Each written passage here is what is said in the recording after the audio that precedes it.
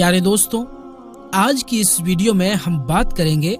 یہودیوں کا پورا ہسٹری یعنی پورا اتہاس کے بارے میں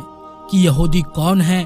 اور ان یہودیوں کا مقصد کیا ہے، وہ کیا چاہتے ہیں، اور یہودی قوم کی شروعات کیسے ہوئی، اور یہودی قوم آخر مسلمانوں سے کیا چاہتا ہے، اور ان یہودیوں نے اپنے سینوں میں کون سا راز چھپایا ہوا ہے، اور یہودی لوگ کون سی پرانی نشانیوں کو ڈھونڈتے رہتے ہیں۔ ان سارے سوالوں کا جواب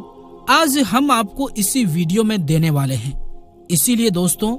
آپ لوگوں سے گزارش ہے کہ آپ لوگ اس ویڈیو کو آخر تک ضرور دیکھیے گا۔ دوستوں، آپ کو بتا دیں کہ یہودی ایک ایسی بری قوم رہی ہے کہ جنہوں نے ہزاروں سال اپنی زندگی اللہ تعالیٰ کی نافرمانیوں میں گزاری ہے۔ تو پیارے دوستوں، سب سے پہلے ہم آپ کو یہ بتاتے ہیں کہ یہ یہودی لوگ کون ہیں۔ تو پیارے دوستوں، دراصل حضرت یعقوب علیہ السلام کے 12 بیٹے تھے۔ ان میں سے بڑے بیٹے کا نام یہودا تھا۔ یعقوب علیہ السلام اللہ کے نبی ہیں جن کا نام عبرانی زبان میں اسرائیل ہے۔ ان کے بیٹوں کو بنی اسرائیل کہتے ہیں۔ تو یعقوب علیہ السلام کے جو 12 بیٹے تھے، انہی میں سے بڑے بیٹے یا بیچ میں کوئی ایک بیٹے کا نام یہودا تھا۔ اس نام سے جو بھی بنی اسرائیل ہوتا اسے یہودی کہا جانے لگا۔ یہودی ایک قوم کا نام ہو گیا جس کو آج انگلش میں جیوز کہتے ہیں۔ یہ دنیا کا بڑا ہی فسادی قوم ہے۔ پہلے ہی ان لوگوں نے نبیوں کا قتل کیا ہے۔ یہ لوگ حق بات کو کبھی نہیں مانتے تھے۔ یہ لوگ حضرت زکریا علیہ السلام کے قاتل ہیں، حضرت یحییٰ علیہ السلام کے قاتل ہیں، اور حضرت عیسیٰ علیہ السلام کو بھی سولی پر چڑھانے کے سارے انتظام بھی انہی لوگوں نے کیا۔ لیکن دوستوں، ہمارا عقیدہ یہ ہے کہ عیسیٰ علیہ السلام کو سولی نہیں دی گئی، بلکہ اللہ تعالیٰ نے ان کو زندہ آسمانوں پر اٹھا لیا تھا۔ لیکن یہ یہودی قوم بہت ہی پرانی ہے، حضرت یعقوب علیہ السلام سے چلتی آ رہی ہے۔ حضرت یعقوب علیہ السلام کے زمانے سے بنی اسرائیل نامی اس قوم کی شروعات ہوئی، اور اس یہودی قوم کی ہمیشہ سے ہی جھگڑا فساد کرنے کی عادت رہی ہے، اور اللہ تعالیٰ نے اس پر بہت بار لعنت کی ہے۔ اور اس بنی اسرائیل کے دھوکے بازی کی پوری کہانی قرآن پاک میں بتائی گئی ہے، جس کے بعد اس قوم کو حکومت کے درجے سے ہٹا دیا گیا، اور پھر اسی جگہ حکومت کا درجہ مسلمانوں کو سونپ دیا گیا۔ دنیا بھر کے قوموں میں یہودی ایک ایسی قوم ہے جس کو اللہ تعالیٰ نے سب سے بڑا مجرم ٹھہرایا ہے۔ قرآن شریف کو غور سے سمجھنے پر یہودیوں کا جو جرم کھل کر سامنے آ جاتا ہے، آج آپ کو اس ویڈیو میں خود بخود معلوم پڑ جائے گا۔ دوستوں، یہ قوم ہمیشہ وعدے کے خلاف کام کرتی تھی۔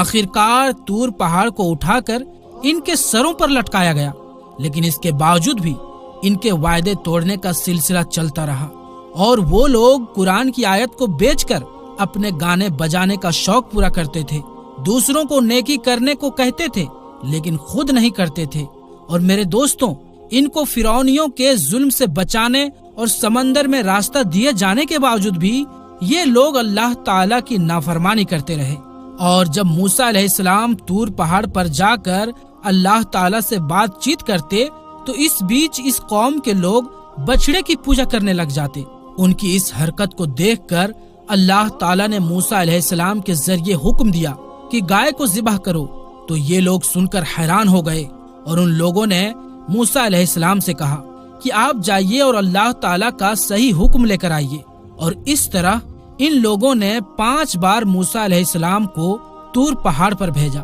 صرف اسی لیے کیونکہ وہ لوگ گائے کو ذبح کرنے سے بچنا چاہتے تھے، اور وہ لوگ کھلے عام کہتے تھے کہ وہ اپنی آنکھوں سے دیکھے بغیر اللہ پر ایمان نہیں لائیں گے۔ خیر دوستوں، اللہ تعالیٰ نے جب انہیں بغیر محنت کیے آسمان سے کھانا بھجوانا شروع کیا تو ان لوگوں نے ضد کر کے اس کو بند کروایا، اور انہوں نے حضرت موسیٰ علیہ السلام سے کہا کہ ان کے لیے کھانے پینے کا انتظام جیسے کہ اناج، سبزیاں، پھل وغیرہ زمین میں ہی اگا دیا جائے۔ جبکہ دوستوں، ریگستان کی کڑک دھوپ سے بچنے کے لیے بھی اللہ تعالیٰ کی طرف سے ان پر بادلوں کا سایہ کیا جاتا تھا، لیکن اتنا سب کچھ ملنے کے باوجود یہ لوگ اللہ تعالیٰ کے سامنے نہیں جھکے۔ پھر اللہ تعالیٰ نے انہیں بستی میں داخل یعنی پرویش ہوتے وقت معافی مانگنے کا بھی حکم دیا، حالانکہ حکم کو ماننے میں کسی طرح کی کوئی پریشانی نہیں تھی، لیکن پتہ نہیں اس قوم نے کیوں اللہ تبارک و تعالیٰ کا حکم نہیں مانا، جبکہ اللہ تعالیٰ نے اپنی رحمت سے ان بستی میں 12 قبیلوں کے لیے الگ الگ پانی کے چشمے پیدا کر دیے تاکہ ان لوگوں کے بیچ پانی کو لے کر کبھی بھی جھگڑا نہ ہو۔ مگر اس احسان کے باوجود بھی وہ لوگ اللہ تعالیٰ کے سارے نبیوں کی برائی کرتے رہے، آسمان سے بھیجے گئے پیغمبروں کو قتل کرنے اور انہیں پھانسی پر لٹکانے سے بھی پیچھے نہیں ہٹتے تھے، اور انہوں نے ہی حضرت یحییٰ علیہ السلام کو قتل کروا دیا تھا، اور حضرت عیسیٰ علیہ السلام کو صلیب پر لٹکانے کا پلان بھی انہی لوگوں نے بنایا تھا،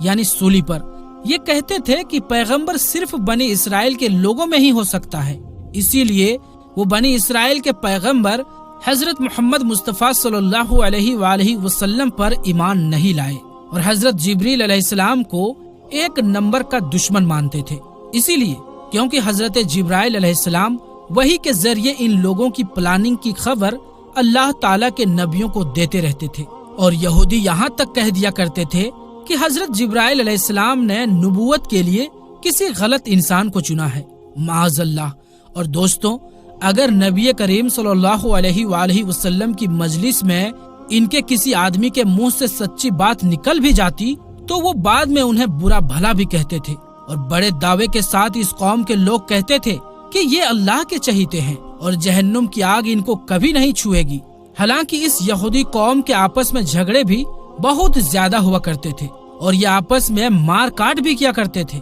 اور قبیلوں میں جا کر قبیلے کے لوگوں کو بستیوں ہی سے نکال دیا کرتے تھے، جیسا کہ اب وہ فلسطینیوں کے ساتھ کر رہے ہیں۔ محمد مصطفیٰ صلی اللہ علیہ وآلہ وسلم کے آنے سے پہلے یہ لوگ ایک نبی کے آنے کی بھی بات کیا کرتے تھے، اور مدینہ والوں سے کہا کرتے تھے کہ اس نبی کو آنے دو، ہم تم سے نپٹ لیں گے۔ لیکن نبی کریم صلی اللہ علیہ وآلہ وسلم کے آنے کے بعد وہی یہودی رسول پاک صلی اللہ علیہ وآلہ وسلم کے برے دشمنوں میں سے ہو گئے، اور تو اور یہ لوگ جادو بھی سیکھتے اور سکھاتے تھے، اور اسی جادو سے میاں اور بیوی کے بیچ جھگڑے فساد کرواتے تھے، اور اس جادو کو حضرت سلیمان علیہ السلام سے بھی جوڑ دیتے تھے۔ حالانکہ قرآن پاک میں موجود ہے کہ حضرت سلیمان علیہ السلام کا دور دور تک جادو سے کوئی مطلب نہیں ہے، کوئی تعلق نہیں ہے۔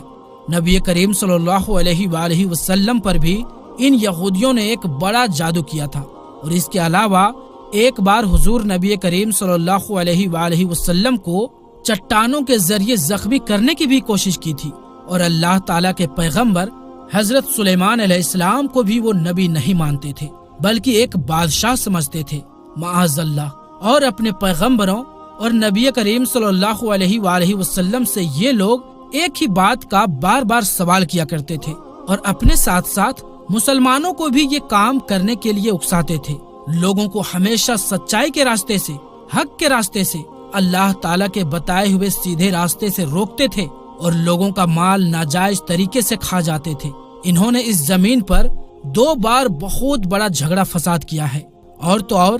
دوسروں کی بیویوں کو تانک جھانک کرنے اور ان سے خود اپنی بیٹیوں بہنوں کے ساتھ بدکاری، زناکاری کرنے کا الزام بھی لگا دیا کرتے تھے، اور ایسا بےہودہ کام کرنے میں بھی یہ لوگ ذرا سی بھی شرم اور ہچکچاہٹ محسوس نہیں کرتے تھے۔ جب حضرت موسیٰ علیہ السلام نے یہودیوں کو فلسطین کے حکمران کے خلاف جنگ کرنے کا حکم دیا تو ان یہودی قوم کے لوگوں نے ہی کہا تھا کہ اے موسیٰ، ہم وہاں ہرگز نہیں جائیں گے، وہاں پر آپ جائیں اور آپ کا رب جائے، ہم نہیں جائیں گے، ہم تو فی الحال یہیں بیٹھے رہیں گے۔ اس کا ذکر سورہ مائدہ کے آیت نمبر 24 میں موجود ہے، اور قرآن پاک میں ایک اور جگہ ہے۔ اور ان میں سے کچھ لوگ ایسے ہیں جو کہ کتاب پڑھتے ہیں اور زبان پر الٹ پھیر اس طرح سے کرتے ہیں کہ تم سمجھو کہ وہ کچھ وہ پڑھ رہے ہیں کہ وہ کتاب ہی کی عبارت ہے، اور سورہ آل عمران کی آیت نمبر 78 میں موجود ہے، اور ایک جگہ قرآن پاک میں ہے کہ ان یہودیوں کی گستاخی اتنا زیادہ تھی کہ وہ یہ بھی کہہ دیا کرتے تھے کہ معاذ اللہ، اللہ فقیر ہے اور ہم امیر ہیں، نعوذ باللہ۔ سورہ آل عمران آیت نمبر 181 اور ایک جگہ قرآن پاک میں موجود ہے، اور نعوذ باللہ یہ کہتے تھے کہ یہ جانور اور یہ کھیت محفوظ ہیں، انہیں صرف وہی لوگ کھا سکتے ہیں جنہیں ہم کھلانا چاہتے ہیں۔ قرآن مجید کی سورہ انعام آیت نمبر 138 میں موجود ہے۔ قرآن پاک میں ایک جگہ اور یہ ہے،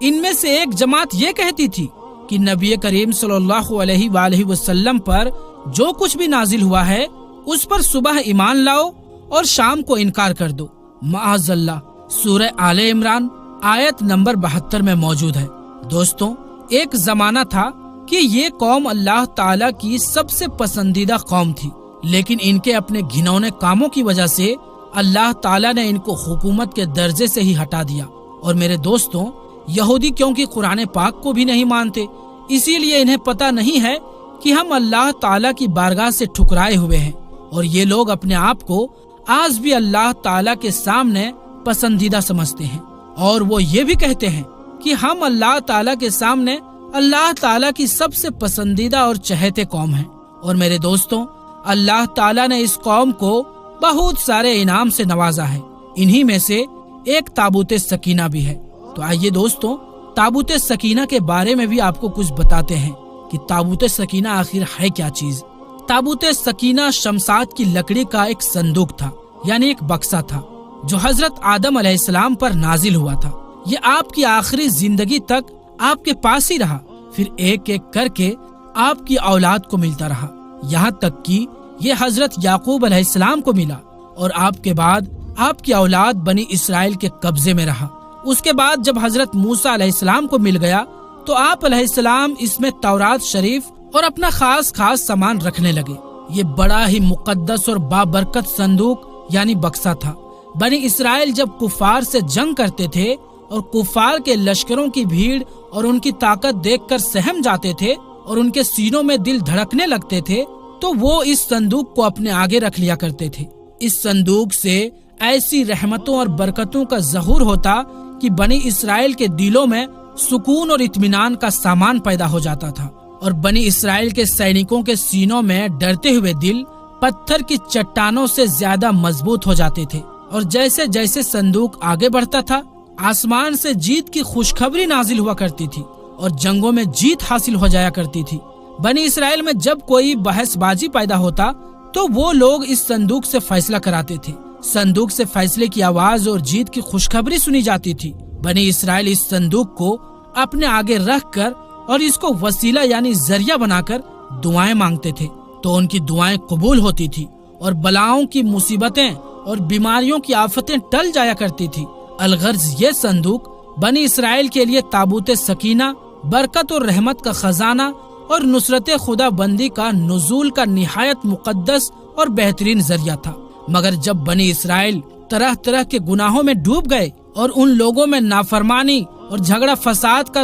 دورہ شروع ہو گیا، تو ان کے دشکرمی اور منحوسی کی وجہ سے ان پر اللہ کا یہ غضب نازل ہو گیا کہ قوم عمالقہ کے کفار نے ایک لشکر جرار کے ساتھ ان لوگوں پر حملہ کر دیا۔ ان لوگوں نے بنی اسرائیل کا قتل عام کر کے ان کی بستیوں کو نیست و نابود کر ڈالا، عمارتوں کو توڑ پھوڑ کر سارے شہر کو تہس نہس کر ڈالا، اور اس پاک صندوق کو بھی اٹھا کر لے گئے۔ اس مقدس تبرک کو گندگی کے کوڑے کھانے میں پھینک دیا۔ لیکن اس بے ادبی کا قوم عمالقہ پر یہ مصیبت پڑا کہ یہ لوگ طرح طرح کے بیماریوں اور بلاؤں کے بھیڑ میں جھنجھوڑ دیے گئے۔ چنانچہ قوم عمالقہ کے 5 شہر بالکل برباد اور ویران ہو گئے، یہاں تک کہ ان لوگوں کو یہ یقین ہو گیا کہ یہ صندوق رحمت کے بے ادبی کا عذاب ہم پر آ گیا ہے۔ تو ان لوگوں کی آنکھیں کھل گئی، چنانچہ ان لوگوں نے اس مقدس صندوق کو ایک بیل گاڑی میں رکھ کر بیلوں کو بنی اسرائیل کی بستیوں کی طرف ہانک دیا۔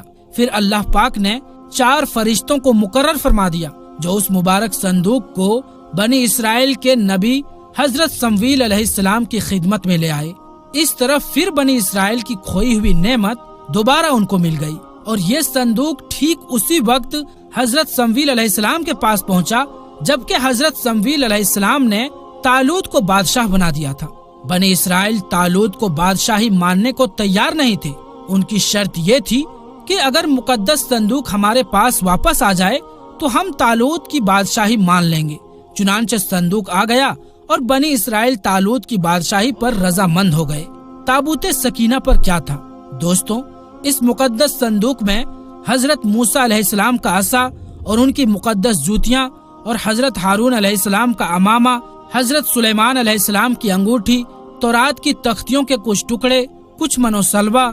سب سامان تھے دوستو اس واقعے سے ہمیں یہ بھی معلوم ہوا کہ جو قوم سرکشی اور بغاوت کی طوفان میں پڑ کر اللہ اور اس کے رسول کی نافرمان ہو جاتی ہے، اس قوم کی نعمتیں چھین لی جاتی ہے۔ چنانچہ جب بنی اسرائیل سرکش ہو کر اللہ کے نافرمان ہو گئے اور طرح طرح کی بدکاریوں میں پڑ کر